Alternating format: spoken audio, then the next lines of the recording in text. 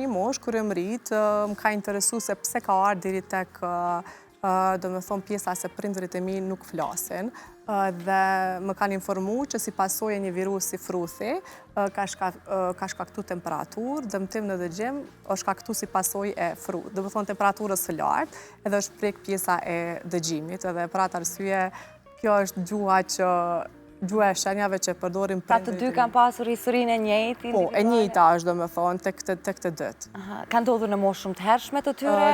Pa qenë ata bashk, apo pas? Pa qenë bashk, sepse prindërit e mi mami dhe babi janë takuar në shkollën e mesme, sepse kanë përfunduar shkollimin, si shkollën fillore, shkollën e mesme, pastaj praktikat të ndryshme, ata njoftuar në shkollë në Prizren, do më thënë ka qenë qendër burimore nëse s'ka boj, në Nana Tereza, aty janë njoftuar.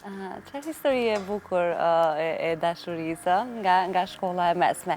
A kishe ti në atë kohë eksona të atyre viteve, okej, po filloje me mësu, po në ndonjë moment që kishe ngjesi edhe ti vetë, nuk e kishe vështirësi edhe ti me pas komunikime? Në shtëpi mësohet ajo gjuha bazike, por kur rrita, unë e vazhdova kursin për gjuhën e shenjave, edhe mësova, dhe më thonë, komplet pjesën, jo vetëm bazike, po dhe pjesën me të thellë. Sepse një kohë kam punuar edhe si përkthyese e gjuhës shenjave në shoqatën e çurdhërve në Pej.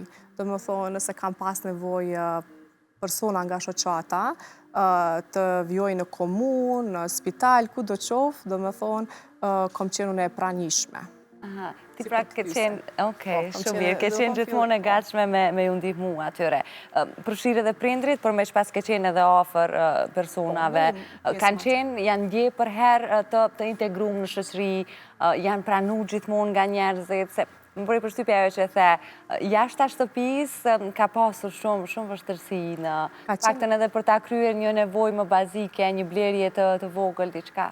Tek pjesa e blerjeve, tash, do më thonë, e kanë zgjidhur dhe vetë, po nëse ka pas nevojë të ndonjë doktor, të ndonjë avokat, në administrat, gjithmonë duft me qenë dikush i pranishëm që me mujtë me komuniku.